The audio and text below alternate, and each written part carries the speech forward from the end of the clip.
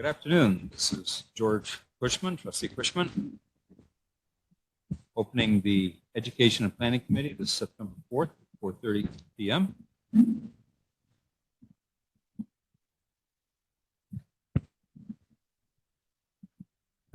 First order of business is to review the August 7th committee meeting minutes. Are there any additions, corrections, adjustments? Hearing none, we'll move on to the enrollment update. Dr. Urbatus.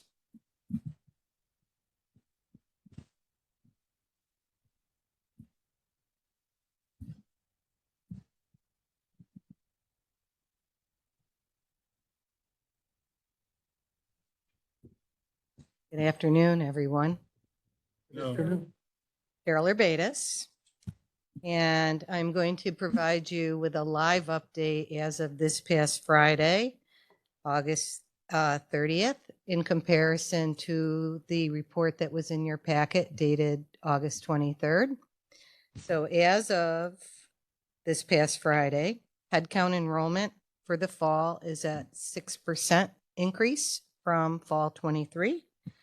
And FTE is at an increase of 2.3%. So we have rebounded from the data that was in your packet. We are continuing to register students this week. We also have Gemini registrations that will begin shortly and continue through the end of October. And we also have registrations ongoing for late start classes as well. So to recap, Yeah. up 6%. This is Head count. Sorry, head count. We haven't even added Gemini. That is correct. Are there any questions? Thank you. Very good news. Trustee Cushman speaking. Move on to student success, tutoring services update. Dr. Van Dyke.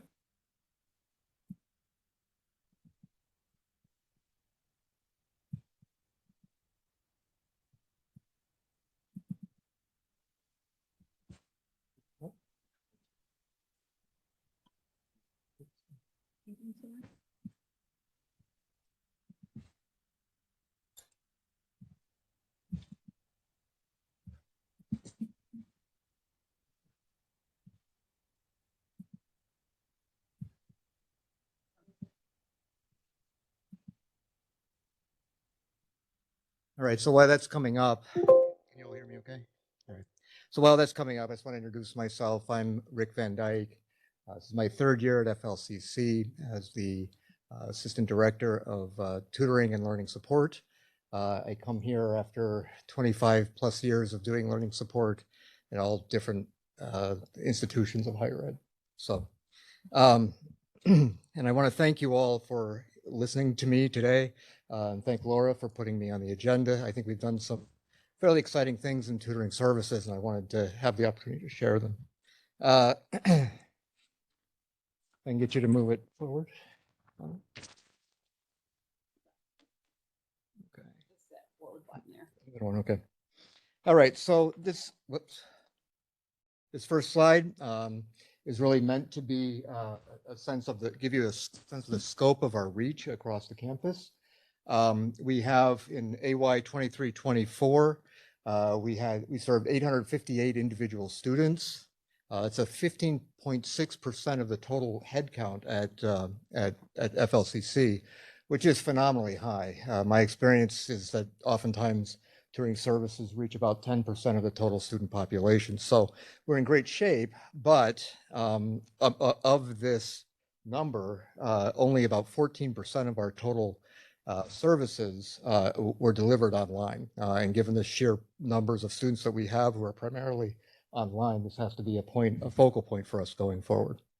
Over 8,000 tutoring hours, and this is with a steep decline in nursing tutoring for reasons I'll talk about going forward. And the most exciting number in this group that I see is the 85% persistence rate of students that from fall to spring of students that we serve, the cohort of people visiting the tutoring centers. This again is a phenomenally high number. You expect numbers to be better than college as a whole because you have a self-selecting population. But at 85%, that's just phenomenal. I'll have a persistence slide coming up as you have seen before. And then we have a nationally accredited peer tutor training program.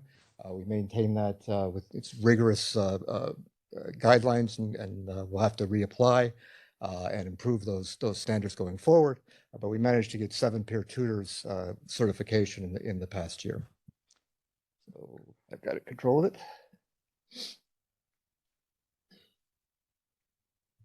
I want to go forward. I pointed the wrong place. Yeah.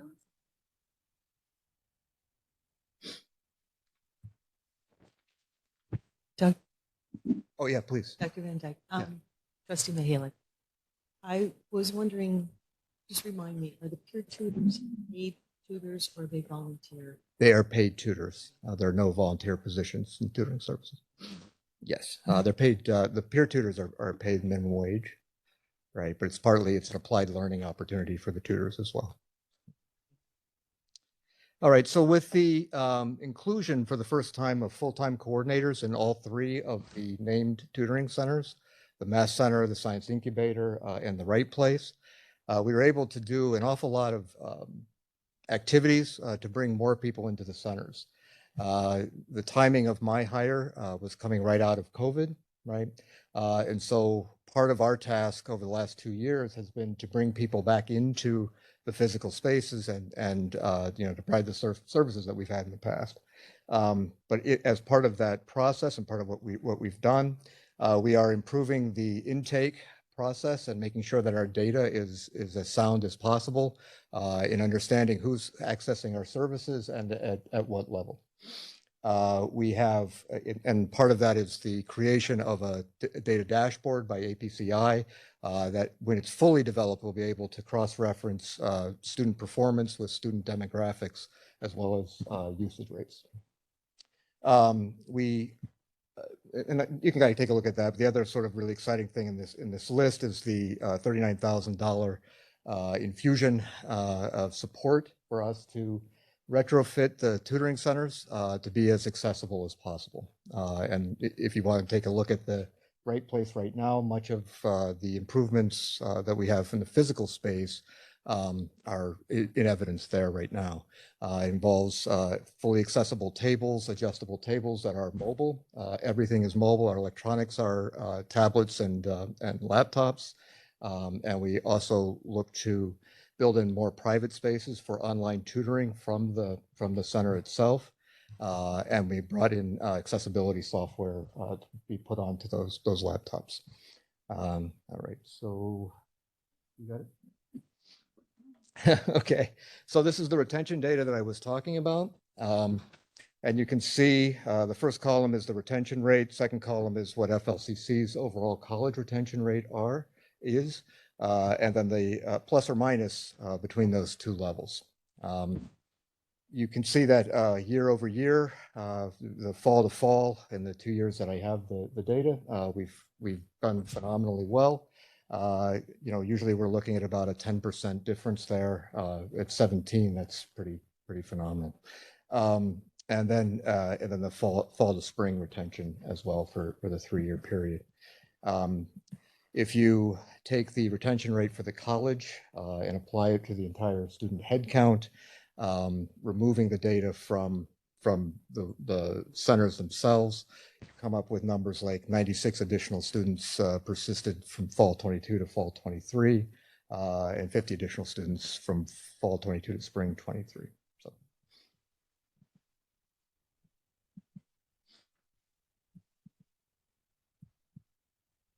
And I think the persistence data, one thing to keep in mind is that tutoring itself is a high impact practice.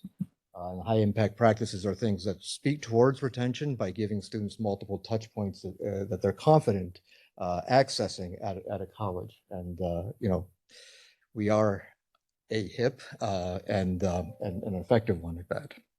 Okay, tutoring center usage. Just some things to pay attention to is the 18-19 is our benchmark, the pre-COVID years. And you can see the advances that we have made in the last 2 years towards some of that benchmark. My guess is that because of the electronic infrastructure and different electronic tools that exist, our new baselines will be slightly lower than they were in 1819, but the reach will be, perhaps wider than it was before. So that's sort of exciting to pay attention to. You can see the numbers of individuals at the bottom, and it also, there's no sort of calibration for what the enrollment rates are in each of those years, right? Okay. Okay, this is our kind of an area that I have to keep working on, the select subjects area. You can see the numbers are slightly reduced. There's a number of structural issues as to why that would be, including the numbers of students taking courses in a particular subject area. Some of these things are programs where we're trying to improve retention and persistence and enrollment rates in career programs through the Perkins grant. And so the total numbers of students that we might reach would be, it's a capped number for each one. But some of it is location, some of it is outreach. We definitely want to move these numbers forward. In 23-24, we added history for the first time, and through that means we may have stumbled upon a different model for delivering subject area tutoring, which would involve more sort of review sessions as opposed to volunteer individual sessions. We think that that's going to be highly successful and bring more individual students to it. Next one. Okay, so what's next? We're going to continue with the APCI database dashboard, the dashboard itself. We really want to dig deeply into student demographics and student success rates. This would include academic performance as well as retention. See who's accessing us, who's benefiting most from us, and where do we need to target future outreach and delivery.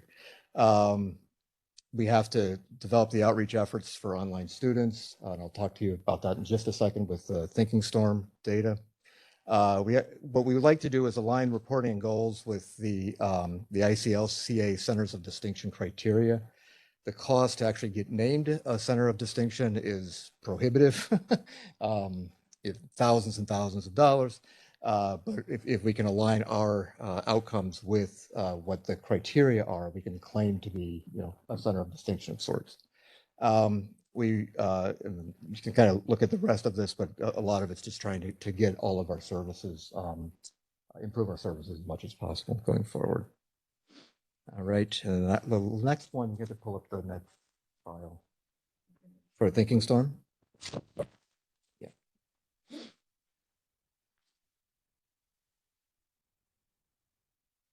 Okay, so what's about to come up is our third-party vendor 24/7 tutoring access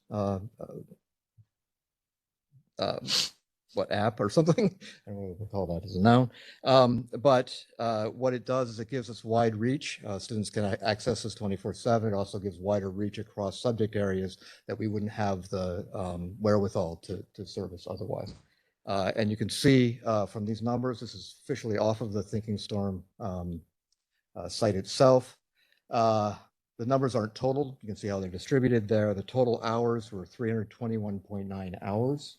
We had done, 8,000 hours through ASAP, 295 lessons and 71 students. We have sort of two issues with Thinking Storm right now. Ryan McCabe and I will be meeting shortly to address them. One of them is generalized access. We have a disproportionate usage of just a handful of students doing most of these hours, and that's an access problem that we're working on. The first step in that was creating two live links in Brightspace and one live link on the ASAP tutoring academic support services page, web page. All right, so there's more places for students to find it, whereas before there was only one link embedded, sort of buried into Brightspace. And we'll look for more opportunities to put more links where they need to go. The second issue is length of sessions. There's something happening where some of these sessions are incredibly long, as reported in the data.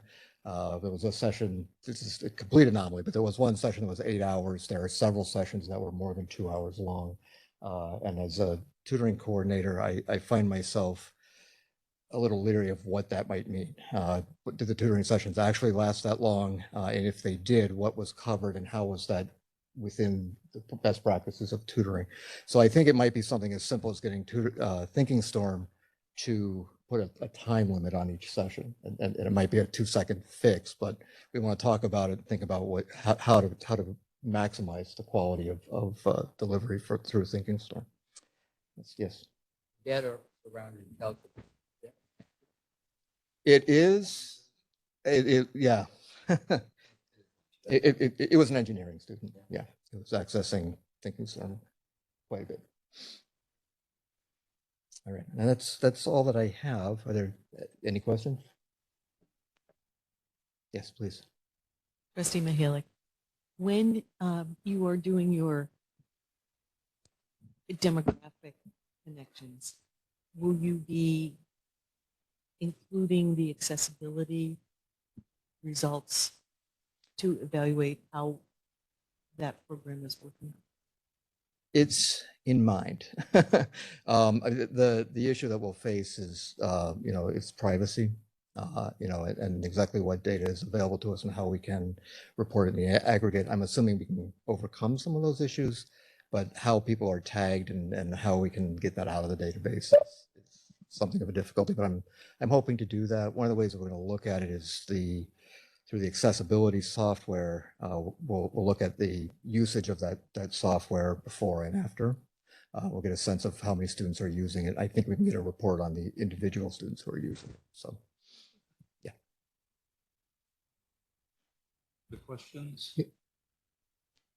I just want to say that I'm pleased to see that in the numbers you're going to be disaggregating the data by different interest groups. Yeah. Which is going to be really important to address with increased minority students. Mm-hmm. The other thing, I just want to thank you for including that full report. That was enlightening in one presentation. Good reading. Oh, good. Thank you. Thank you. Oh, I'm sorry, Trustee Mahalik. Oh, I'm sorry. Go ahead. Sorry, I do have one more question. How do you determine what the select subjects are? Is that by request of students, or do you have a program in place and then you make that available? Since I've been here, I've been following more or less what programs are in place. Budgets kind of drive some of that. So I'm looking at the data as it comes back for each of the subjects, and at some point I'm going to start making some real decisions about which ones. I've developed a rubric to sort of weight score what requests might come in, but I haven't made it an open request. If students can request it through different programs, comes back to me and say, we might need a tutor or something, and I try to find one, and then we kind of pilot things as budgets allow. But for the most part, the ones that are listed there are the ones we've had for the last at least 3 years. Yeah.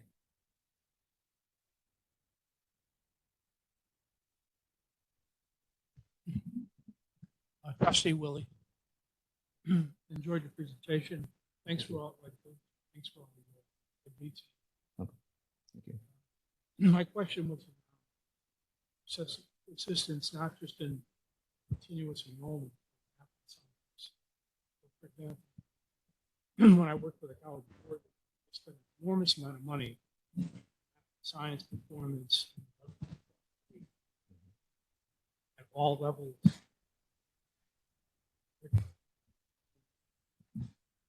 Many of their research studies concluded that math and science were huge predictor of assistance after first semester in college, whether you were in a 2-year proprietary or Yeah. Well, there are well identified sort of what we call gateway courses, right?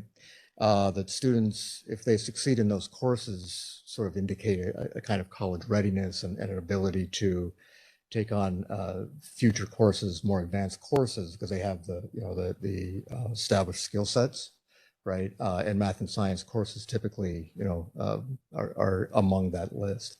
So yeah, no, that's an issue. And, there's data that says having composition in the first semester is critical for student success going forward. The longer students wait, the outcomes, decline. I would also argue your voice would be really important. Hmm.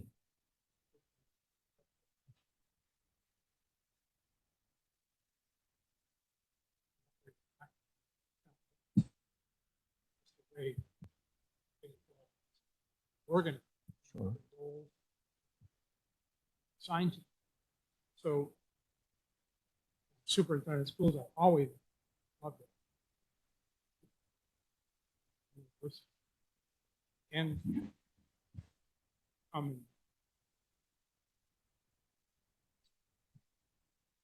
So in a different setting, I'm sure you've all heard of the anatomage tables that are now, we have one table. It's in the incubator right now, and one part of that program is to bring in high school students, classes, anatomy classes or biology classes, to sort of play around with what those tables are doing and get a feel for it. So yeah, no, there's constant outreach towards the high schools, and I can certainly look into different ways that I can interface with them. Yeah.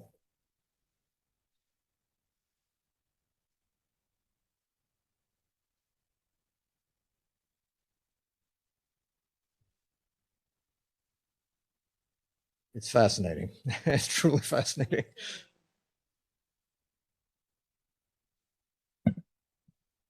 Yeah, absolutely.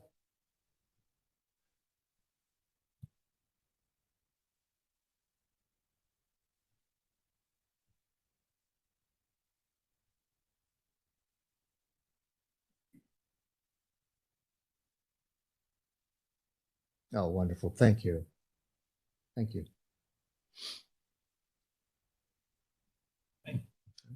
Thank you all. Now move on to resolutions on the consent agenda. Dr. Ortiz, and I want to thank you for the well-documented policies, red line. Very easy to get through. Good afternoon and thank you. As you do have all of these resolutions and red lines as well as the final, I'm just going to speak briefly. The first in your packet, the admissions policy, the major change related to that was adding the disciplinary dismissal section and also extracting the nursing admissions because it's the only one that's different from everyone else. And that just gives us the ability to make modifications there more easily. The other standalone is the basic skills testing and placement policy revisions. And again, speaking of student readiness, that was just aligning our scores and making sure that the placement testing accurately reflected a student's preparedness to engage in the English and mathematics courses. And then the next series, if you started with the grading policy revisions, that cover sheet, it used to be one policy. And so it was very difficult for folks if they were looking for one element. It was not intuitive to seek out that information in a grading policy. So they're tangentially related, but not standalone. So what we did is we extracted those things that were not directly associated with the assignment and recording of grades and pulled them into their own. So all of the others that are listed in terms of independent study, academic forgiveness, administrative removal, grade change, auditing, and course drop and withdrawal policy, and the grade point averages, they were extracted and we created standalones. So Are there any questions on any of them? One quick question. Who reviews all of this? How does this all get through? I imagine some shared governance Yes. involved in getting all of this done. Just can you who's behind all of this work? Is this So it is a lot of work, and these policies were specifically through, the admissions was through our nursing expansion task force, as well as our academic senate. So those were the two primary groups that facilitated that around the grading policy. Ultimately, they all went through academic senate, but they were introduced in some of the academic senate subcommittees. So it could have come through student experience, curriculum, and then ultimately through to senate. Thank you. Any other questions? Okay, thank you.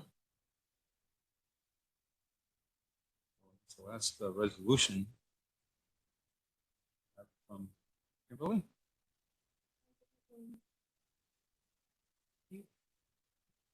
So you have before you two positions. We're looking for your approval to be added to the professional service roster. One is the Academic and Student Affairs Coordinator position. This is a full-time 12-month position in the Professional Association pay group. This position handles sensitive student information, is a backup to our adjunct contract processes, is the main point of contact for curriculum software and the college catalog, and oversees the catalog from start to finish. The second position is the Nursing Lab Coordinator. This position will remain full-time and 10-month, and also in the PA pay group C. The position was updated to reflect the needs of our students and faculty in our nursing labs. Any questions? Yes. Hi, Trustee Mihalik. I was wondering how the position that you've currently described that we're moving towards the academic and student affairs coordinator, how was that work getting done previously? I probably don't have the best historical knowledge, but I understand the college catalog is through an entirely new system. And I think that's Watermark, am I correct? And the college catalog, I believe, used to be a stagnant document, like a PDF type thing. And now it's more interactive and easier to search and find information and things like that. So a lot of information is put in that college catalog, updates, it's published, it's on our website. So we want it to be highly accurate, 100% accurate. So our students and any decision makers can see that information. Thank you. You're welcome. Any other questions? Deborah?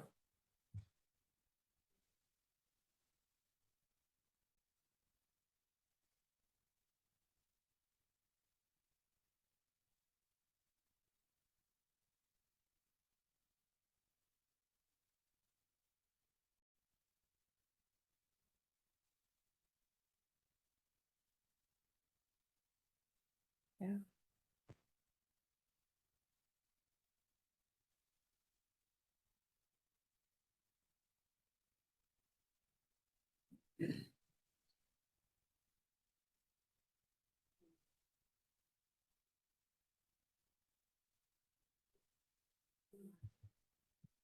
Mhm.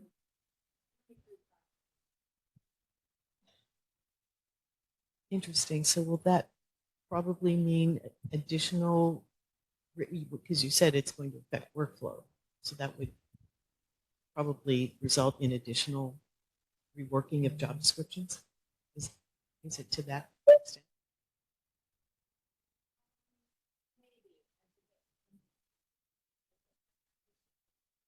Mhm.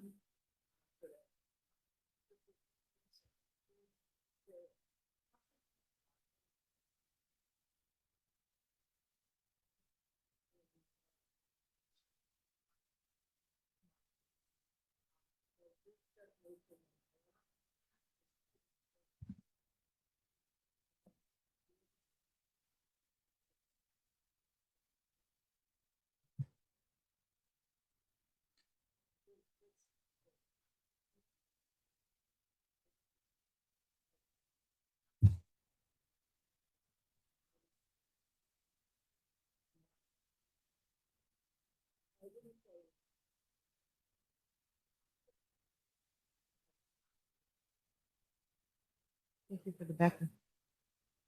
Any other questions? Thank you very much. And our strategic thought presentation, diversity, equity, and inclusion, and a student athlete update. Kevin.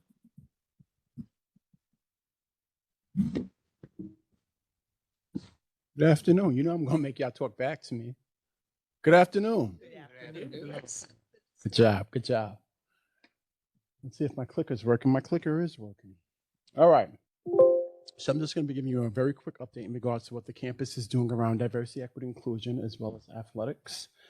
And if you already went through the slides, the good news is that we're going up in every area, literally going up in every area, which I'm very proud to be a part of that process. So the first goal we have in our DEI plan, my clicker's not working.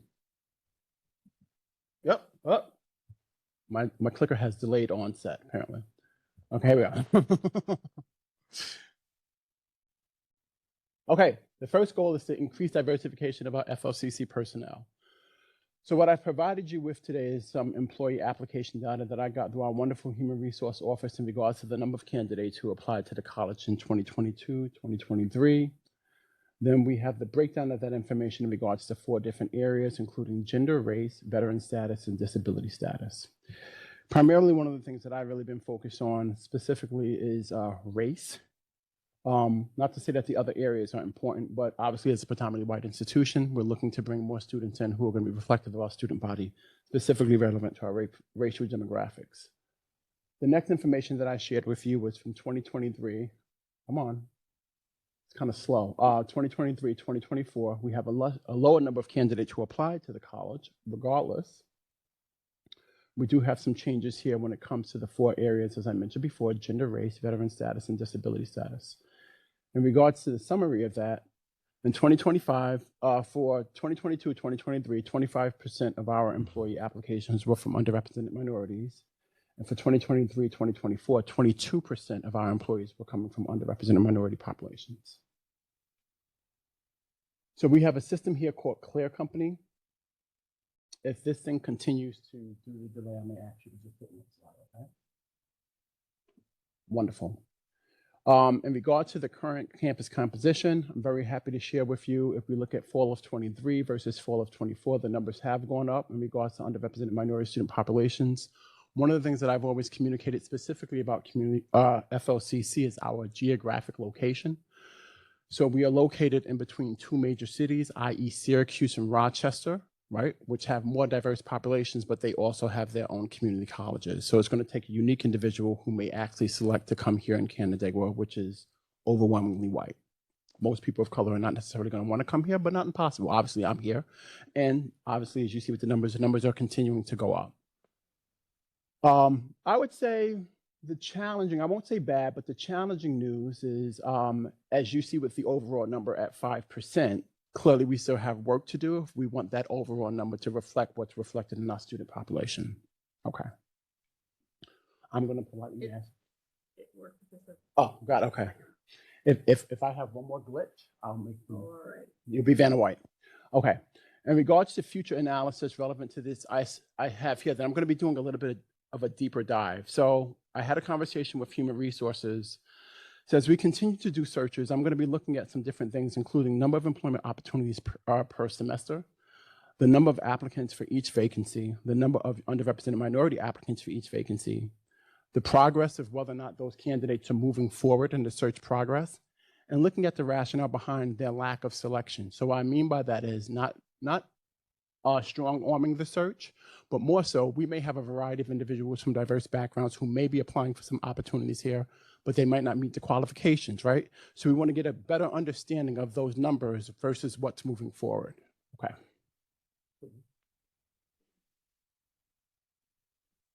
Okay. We're continuing our diversity personnel recruitment, partnering with a variety of different organizations, IBERO, NAACP of Geneva, Geneva BID, HWS, Geneva Campus Center, African American Churches, Urban League of Rochester, which I serve as the vice president of the board, Action for Better Community, and other organizations as well. This fall, we're going to be bringing back our ERGs. For those of you who are not familiar, once again, ERGs are employee resource groups. It's an opportunity to build a sense of community within the greater community. We have a wonderful faculty member here by the name of Sarah Heidelbrink Bruno, who has been on my back to make sure that we're going to push these forward again this fall. We had them in the past, and we had some great programs put on by our ERGs. So for example, we had, used to work in admissions, Riley. It was a woman here named Riley, and she actually brought in the EDD program from St. John Fisher. So the 6 ERGs that we've had in the past that we're going to be revamping includes the following: faculty and staff of color, LGBTQ+, young professionals, veterans, individuals living with a disability, and there is one more. Go ahead. Goal number 2 is to increase diversification of FLCC student body. Go ahead, Cheryl. Strategic objective number 2 is also to increase the fact that we have veterans here on campus. So once again, this is our designation. We went from silver to a gold status relevant to our veteran population, our designation as a campus community. Go ahead, Cheryl, please. Go ahead. Go ahead. No, go back one. Thank you. Very happy to share with you when it comes to spring enrollment. As you can see here, our numbers are continuing to go up from 23 to 24, 3.4%, but over a 5-year period, 11.4%. Something else I'm very happy to share is that we are actually recruiting a lot of individuals living with a disability. But I want to make a plug about this. One of the things that we always get from academics is making sure that we're trying to increase outside of the last practices. There's a little bit of a challenge with some of our practices. Me, I think it's fairly simple. It's a matter of organization sustainability. You have to give customers what they want. That can become complex. But we do have the proper stakeholders here who are vetting that to put that forward. But it's not always easy, it's not always simple. I'll just leave it at that. Let's keep it moving. Go ahead. Later on this month, I will be accompanying this wonderful individual here by the name of Nathan. Nathan is a, what do we want to call him, Carol? A whiz? A dynamo, and Nathan works in our Office of Admissions, and Nathan knows everything about international student recruitment and enrollment. Nathan is a Kinesis grad, and he did his master's in Germany. So he understands it from the perspective of working in admissions. He also understands it from the perspective of being an international student himself, and he speaks several languages. So that's me and Nathan in New York City last year at the SUNY Career Fair, which I would say is about, comfortably saying about 95% of the students who attend this fair are students of color, right? So I'm going to be going down with him to New York City. I went the first year by myself, last year with Nathan. I'm going to be going this year again with Nathan. So huge shout out to the Office of Admissions. Very exciting event. Go ahead. Retention of students of color. More good news. So last time we did this presentation, I showed you fall to fall. But for this short period, I got some great information from our Office of Assessment Planning and Continuous Improvement. Go ahead. In regards to fall to spring, once again, if we look at the top box for students of color, 74% of our students are staying here at the college, but we show a 5-year trend up top. Go to the next one. Once again, when it comes to retention of students of color, the first one was for new students. This is for new, transfer, continuing, and returning students, about 69%. So doing fairly well. But in comparison, obviously it's 10% lower than our white counterparts. But once again, we are a PWI, but you know, the goal is to have that either match or be higher. Go ahead. Goal number 3 is to incorporate DEI into the academic curriculum. We have made some movement here, even though it's only been one semester because I did this in the fall. Go ahead.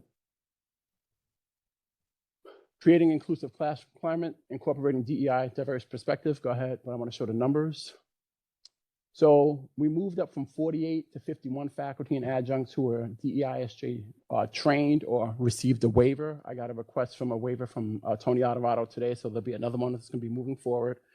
And we went from 8 classes last semester to now 10 that have been approved for DEISJ. So once again, continuing to make progress as an institution. Mind you, that 10 is, let me ask, that 10 is fairly low. We still have a lot more classes that's going to be moving forward, correct? that are still moving forward? Touche. All right, go ahead. And thank you. Goal number 4 and 5, DEI professional development for faculty and staff. As you all know, go ahead. This is an election year. So this fall, I'm going to be putting on a variety of programs with a faculty member here, history professor Eric Duchess. And we'll continue our different programs around implicit bias, microaggression, safe zone training, LGBTQ plus inclusivity, as well as restorative justice. Go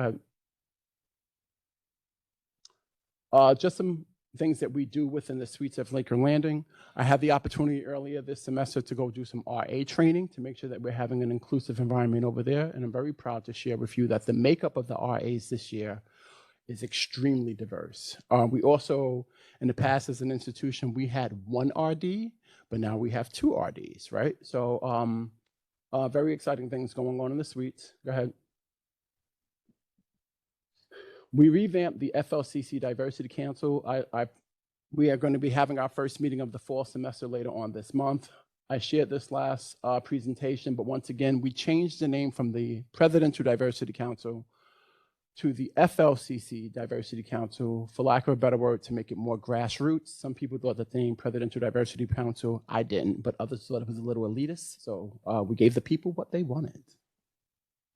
Don't need the name. The makeup of this diversity council represents every area of the college. So we put things out there. So we have people from all areas of the college. Every division of the college has represented. Oh, absolutely. Students, for example, the student corps president is on the FLCC Diversity Council and more. You want to say something? Oh, go ahead. No, Cheryl, go ahead. Goal 6 is town gown relations. Today is Thursday, town gown relations Tuesday this week. I had the opportunity to go present for the Victor Central School District in regards to DEI. It was well received. It was so well received that they asked me to serve on their diversity team. So there'll be more conversation about that. Go ahead. Now let's get to our wonderful athletic programs. As you know, we won volleyball last year, so huge shout out to that. But we are continuing to make some great progress. Go ahead. In regards to the different teams, as we're moving forward with this semester, go ahead. And I just shared some more information because I know that we have some new people who are serving on the Board of Trustees, just to keep you informed. Some of our all athletic conference winners, so we're making progress here. Go ahead. All region, go ahead. Some other champions that we have relevant to athletics. Volleyball national championships, keep going. The main thing, keep going. The main thing that I really want to share, keep going, we won locking sports last year, is where our students are going. So after students are leaving here at FLCC, they're going to some pretty decent institutions, St. John Fisher, Portland, Brockport, Niagara University, American, Penn State, Stony Brook, some pretty good institutions. I'm also very happy to share that with our baseball coach, we're also getting some look at for some major league teams, Texas Rangers, Atlanta Braves, Toronto Blue Jays, Washington Nationals, Padres, and more. So for a community college, that's a big deal. Something that's in the pipeline, there was a meeting earlier today. I'm going to be following up with the director of athletics because we have been approached as a possible host for the 2024 National Volleyball Invitational Tournament. Don't forget, we're defending back-to-back champions for that. So the tournament will be in April. There'll be some conversations going on in regards to whether or not we should host it. She would not be making that decision in a silo. It would have to be collective impact. There is a cost to hosting for the institution, but we would have to, we wouldn't have to send our team, right? Because we would be hosting it here. So there's exposure, there's a lot of positive things with that.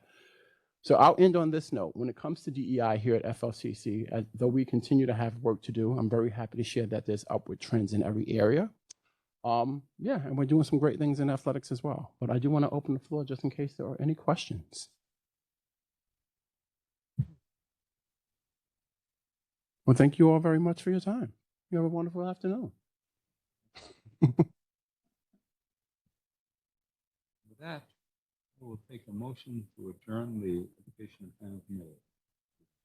Trustee Guys, I move. You in a second? Trustee Mahalik, second.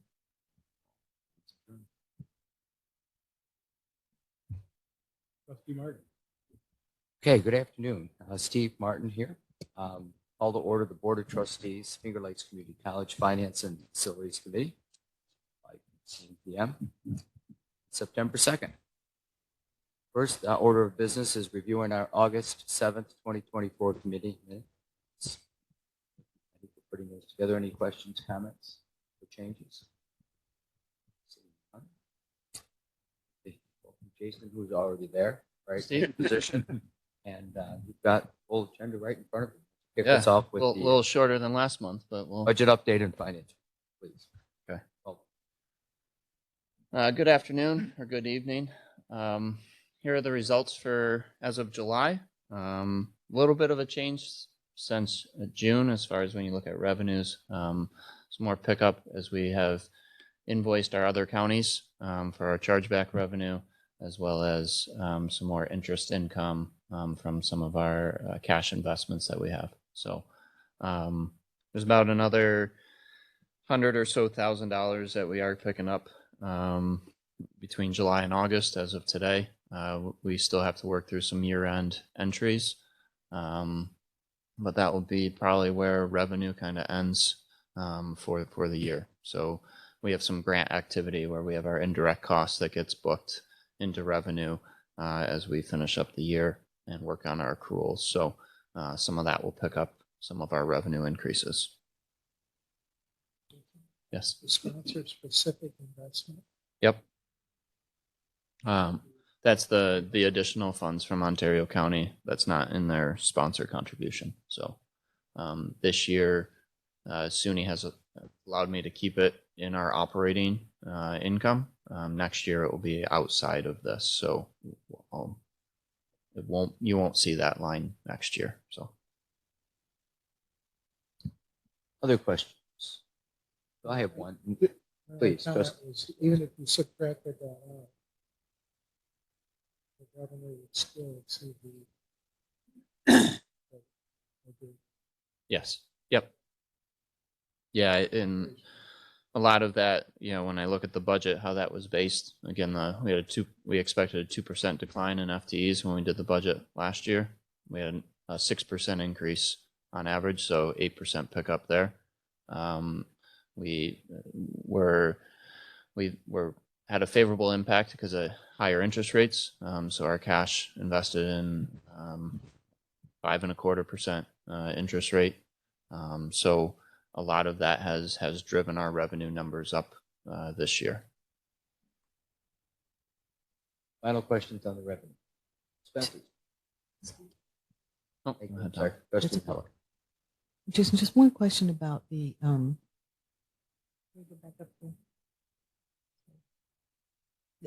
non-residents. That is not tuition.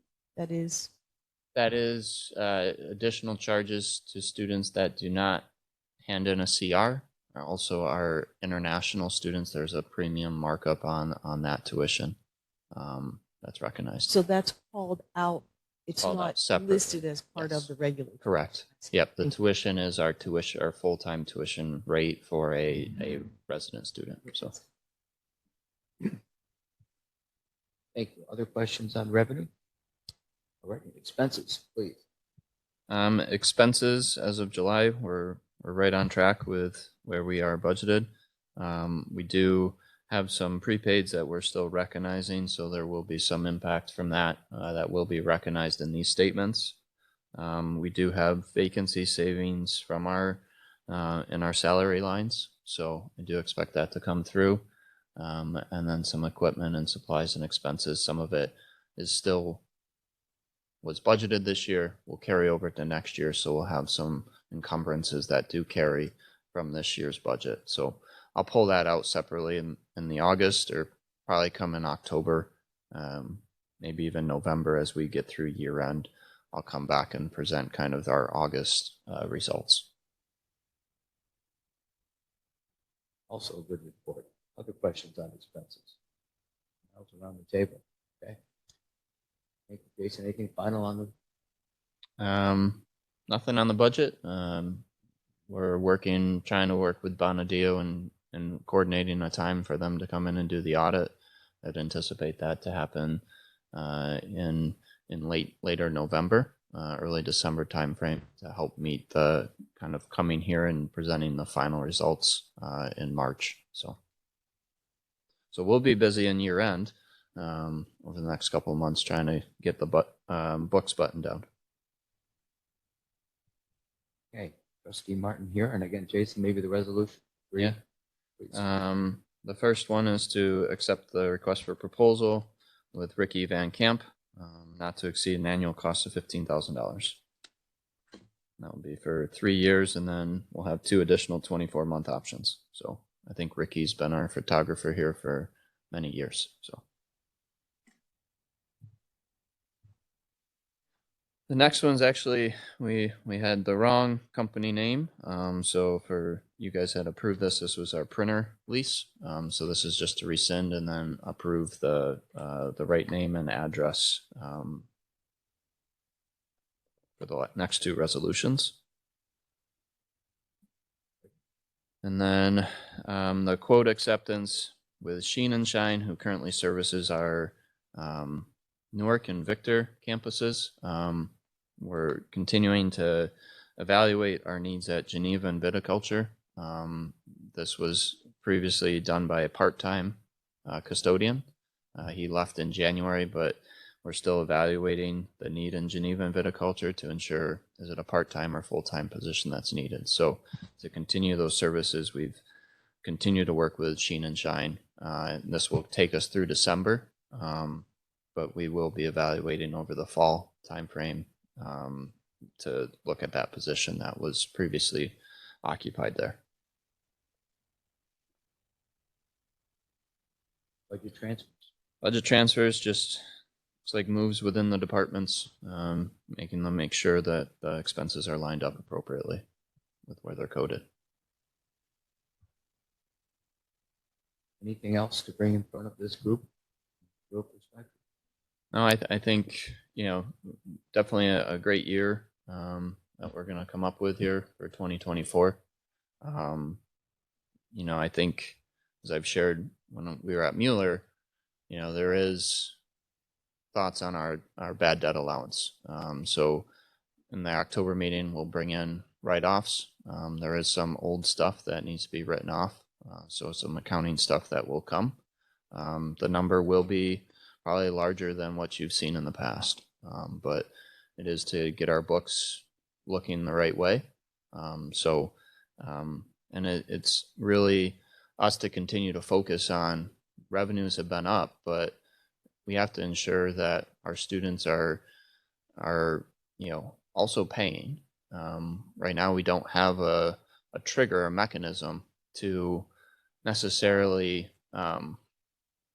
ensure that we collect, because in the past we were able to withhold transcripts to ensure payer, but now we don't have that mechanism. The governor has removed that mechanism for us. So it's continuing to ensure that our students are knowledgeable of it, the financial implications, and to ensure that we're looking at any resources that we can provide to those students that may be not able to pay. So, but it's something we have to continue to look at and monitor, and that impact on our FTEs. So,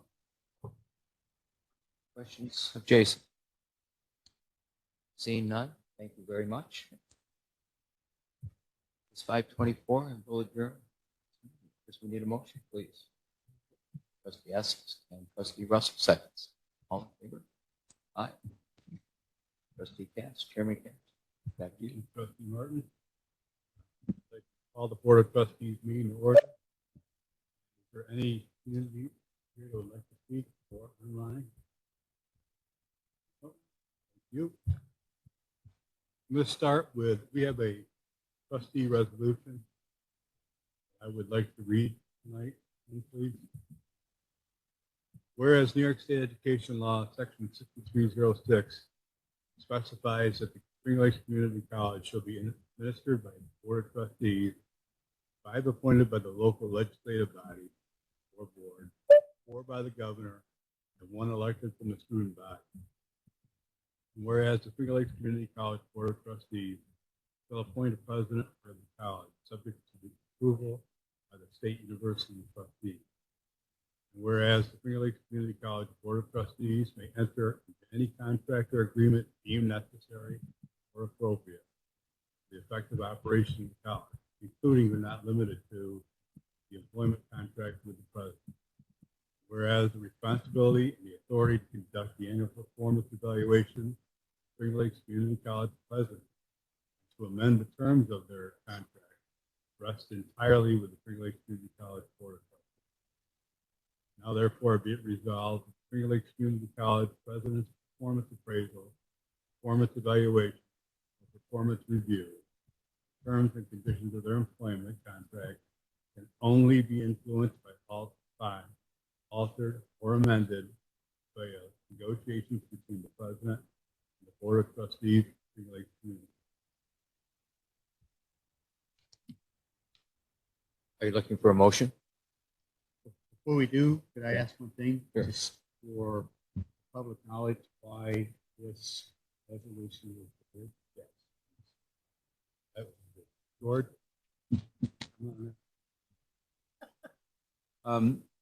The New York Community College Trustees Association, representing all 30 community colleges, 300 trustees across the state, was at a meeting with the chancellor, and the chancellor indicated that for reasons of consistency with SUNY four-year colleges, they wanted to take control of the search process, contracts, and such for the trustees. This for the presidents, and the presidents are not SUNY employees; they're not state employees. Contract rests with the trustees who represent the county, governor, and students. For us, that's where the money's coming from. Push back on that. First year presidents were asked to have a performance review. We recommended that the board chairs for each of those colleges form the president as well.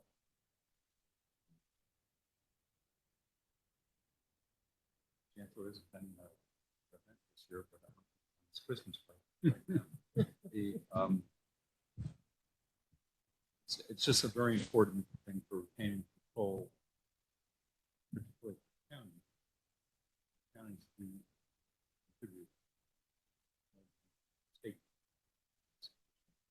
keep that control local, or impacting local businesses, local economy, local people. So that's where it came from. I'll take any questions. We set up a template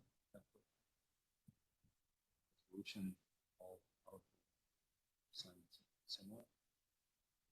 That's the board's chairs as well. Pretty unified on this. That's all the board chairs across the state. There's no question. Everybody's on board. And I'd just like to add, when I spoke at our September board meeting, gave you the report about the meeting with our chancellor, unbeknownst to us, letters had already gone out from the chancellor regarding this situation to at least the 3 new presidents. And that was never brought up at our meeting. So I just want you to know I was not withholding any information from you. We were surprised at the steps that were being taken. It was presented in a very different manner to NYCCT in the beginning, and there remains a great deal of controversy. That actually came out after that meeting. It's separate.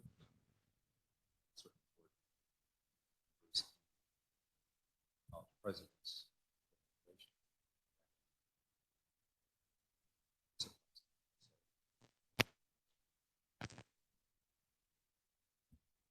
Trustee Askew. Yeah, is there any consideration of having a companion resolution adopted by sponsoring counties? There have been, at least one county I know has done that. We believe that that would be a very appropriate move for the counties. Again, it's a matter of control. Control has been with the county largely. All of our personnel issues go through. Should stay there because it's one thing to have control of this, but if you have control, you have to have reliability. So that's yes. Thank you. That'd be really nice. But, thank you. Good. Trustee Geis, Trustee Cushman, you've done a very good job of explaining all of this in the situation. Let us all remember, community colleges were formed in the 50s and 60s in New York State to bring education to the local level. And it was supposed to be working with our local officials, local schools, etc. And that's why they devised the particular system that the county makes appointments, the state makes appointment, you have a student. This is very distressing because especially in our particular situation, we only have one county that sponsors our community college. It's not spread out over 3 or 4 different counties as it is in some areas. And technically, legally, the county owns all our buildings. And we manage the buildings. When we go to ask for money to build something, the county will pitch in. With this new strategic plan, we're looking at the greenhouse. We have a very close relationship with the county, and it concerns me. I'm a state appointed, but it concerns me that the state seems to want to take over how we do things. And that will very much affect our relationship with them. Because we all know that in the hierarchy, the state has more control. So I'm very glad that we're staying on top of things. I'm very glad about this resolution. And I know you're working with the county people to move them along. So, and I'm not sure exactly where the chancellor's going with this, but they're obviously things. And as mentioned, the county puts in more and more in the state. And it was never part of the deal. It was supposed to be a third, a third, a third. The state is not keeping up with it. That's all my preaching. Trustee Martin. Trustee Cushman, has there been any pursuit or kind of a deeper dive into what some of the legal options might be for the collective group of community colleges? Has there been any movement? Not entirely at this point. We are looking at the council, but at this point, I'm not sure that this won't be necessary. This was tried once before by the chancellor, and just hopeful that there's no standard.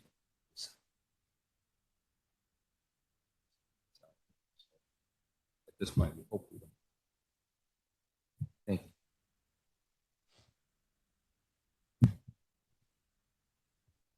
Thank you, Trustee Cass. With Trustee Cass not available last week, I had the opportunity to sit in on the meeting Trustee Cushman was talking about. And the board chairs for the colleges that were online for that meeting were unanimous, and some were quite vociferous in their support for moving forward. Applaud you for putting that resolution together. And I hope that the county will follow through with a similar resolution. And to that end, I would even suggest that maybe a personal letter Chair Cass, as well as the Chair of the Board of Supervisors. This is an elected official process that can't be violated. It has to be those folks locally who feel very strongly about it. Quite a few years ago, the state wanted to take more control over Medicare and Medicaid, and to the end that they promised counties that they would take away the burden of workflow that went with the usurped program, Medicaid. And lo and behold, they took back a lot of local control over how Medicaid was spent, with no real accountability built into it. So this is a place to draw a line in the sand, to make sure that our elected representatives in Albany, fellow trustees, college presidents are all on the same page. Appreciate the work that's gone into it so far. I don't think we dare keep pressure on to that extent. I think maybe the Ontario County Attorney might want to do some preliminary research to see how we can best protect this relationship.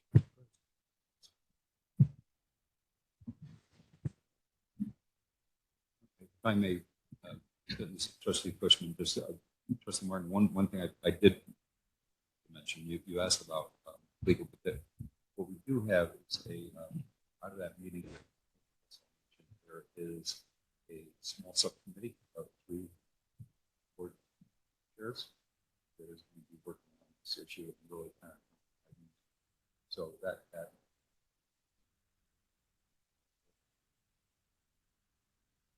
those folks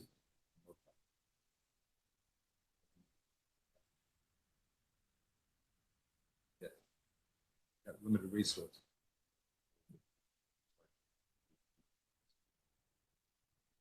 Yep, well said.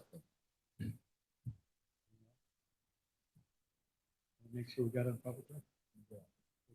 With that, Trustee Russell will move that resolution. Have a second. Second. All in favor? Aye. Opposed? Thank you. Now I'll ask for a motion to approve the consent agenda minutes.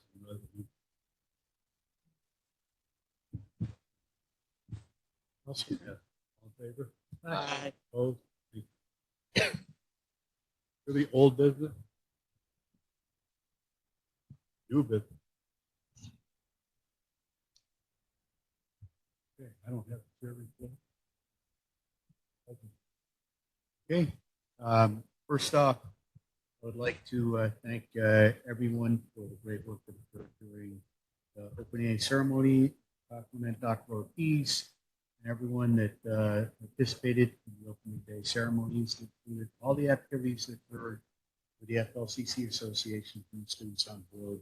And it was a wonderful opening days, really well run. A few hookups here and there, but you know, it's really cool. For instance, when we had a hiccup in the gym, we had to move the student parent orientation on Friday to the gym from the auditorium.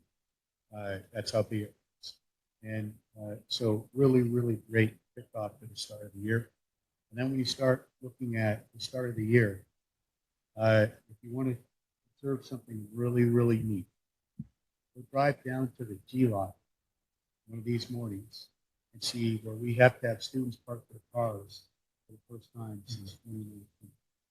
How many students are here today? So for the past 2 days, campus police have had to be able to put students to go up there. They said they're about 3.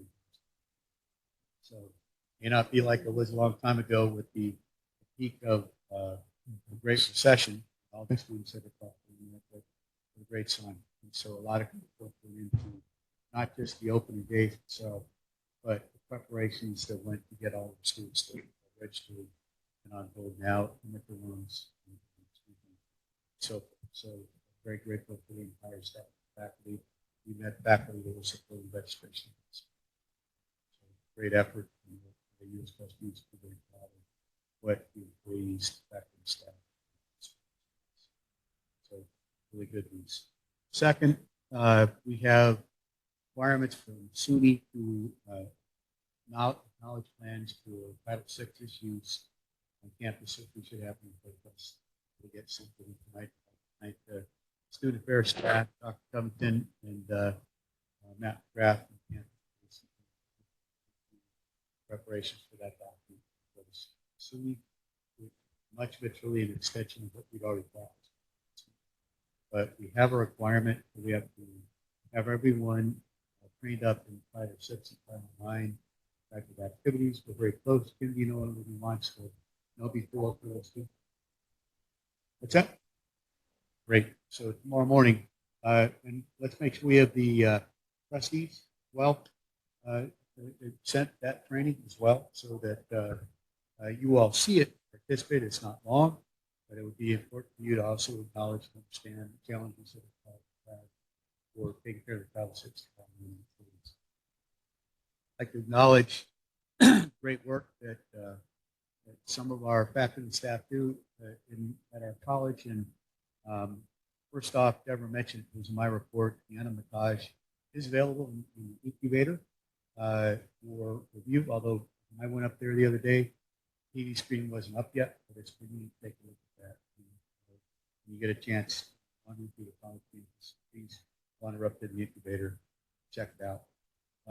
Also to Professor Hewlett and his students. When you talk about great work that our faculty do with our students in terms of applied learning, and who are the only community college-led program that received one of the awards in the DoD Department of Defense National Competition on Food Sourcing, and our college led by one of our faculty members, our students did in terms of applied learning activity is wonderful. So congratulations to all those folks.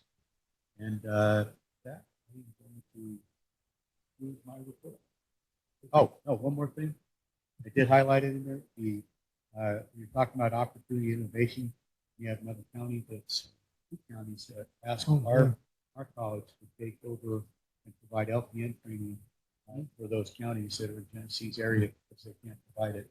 We're looking to be able to provide that training in the future for Wyoming and Livingston counties. Good. We could sort of help recruit those students, not for the Tennessee, but to FX. Really great work in terms of, if you look at, I changed my report to something that's important to reflect our values and strategic plan in terms of things that are going on. I'll make sure that you see that, putting those in my report. For that conclusion. Thank you very much. Committee and liaison reports. Student trustee. Good evening. So orientation was the past few days. We had 380 in-person students attend, 144 being online, and 460 guests. So it was a pretty good turnout. We concluded orientation with an ice cream social. I know Dr. Nye was there. We had some other faculty and staff, and the students seemed to really enjoy it, as well as the parents. And this week is our week of welcome. So yesterday we had a grab-and-go breakfast, and we had faculty and staff stationed outside the main stairwells for this entire week to help direct students to their courses. Tomorrow will be a movie outside in the front lawn, which will be announced at the event what the movie will be. And today was Fall Fest, so I'll have more specific numbers for attendance and everything, but. Thank you very much.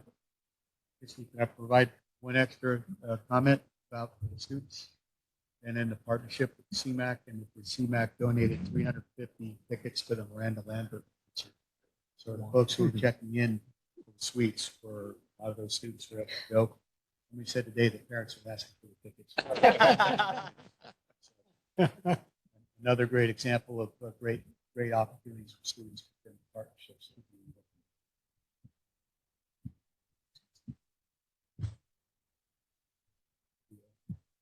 No report. Document all. I would like to request that, Penny, that I get together with you at some point and set up a date. I'd like to schedule a board development committee meeting for October and November. So you know that fast track that using AI. We will be using AI in our board development policies. Have to try and use that and come up with I probably should acknowledge the fact that I have already done that. I should have cited that. I apologize. Have no report for the association at the first meeting. Foundation. golf ball drop is coming up. We would be very happy if you would buy at least one ticket to the drop. And if we're having the whole thing again, the fire and all that. If you haven't seen it, they actually bring the big bucket truck up. Somebody gets to ride up. We throw them all over. 28. Pardon me? No, I just said you're going to bring the fire bucket. 7.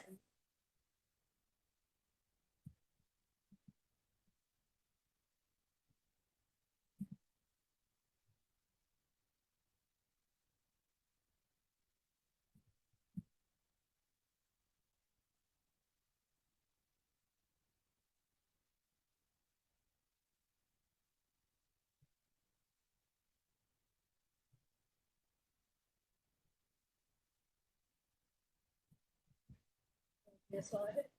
Thank you. Trustee Mahalik. Well, as you can imagine, most of the work being done has been involved with the situation that's arisen with local control. But I did want to acknowledge that FLCC will again be presenting a wine tasting at the conference in October. So thank you very much, Dr. Nye. Everybody was thrilled with it, and I'm glad that you've Still qualified to do it. You're still qualified to do it. And Laura has just asked me to remind you that she is looking for the licensing paperwork. That. No problem. Okay, thank you. I think she's sending you an email, but she knew I was coming tonight, and I said I would ask.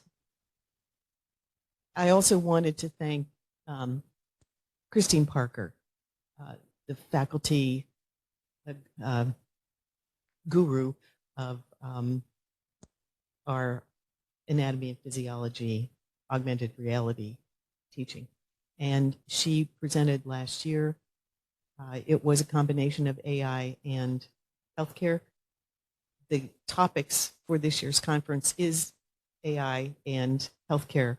So, well, we couldn't impose on Christy for a second year to come and present, although some people asked for it. We did ask Christy to provide some suggestions based on her contacts. And apparently, and I have to say that behind the scenes, as she does everything else, did an incredible amount of background work. And I feel bad that I didn't mean to make her do this much work. But she has provided us with her contacts, and unfortunately, unbeknownst to her, her contact had left. So she was very apologetic. I just want everyone to know that Christine Parker has been extremely supportive in this area, and apparently there will be a replacement who will be considering doing something with the conference again this year. Again, thanks to Christine Parker. So I wanted to acknowledge that. And then I just wanted to mention that as chair of the NYCCT Foundation, I know this is not high on anyone's priority list at NYCCT at the moment, but I will be holding a committee meeting of the foundation members prior to the October conference. So if anyone has any suggestions for what the foundation of NYCCT should do, or if you would like to have more information, please let me know. That's my report. Thank you. Trustee Cushman, student. Nothing to report. Meetings on, Thank you.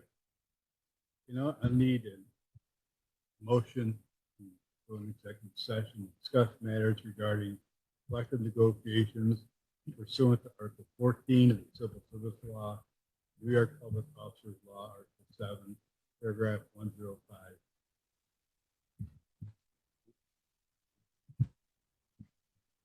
Second, I'll second Jeff Estes. all in favor? Aye. Aye. Opposed? Thank you.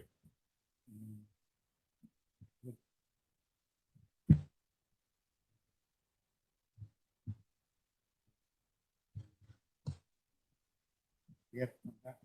Yeah, well, We wouldn't adjourn. And then just in case.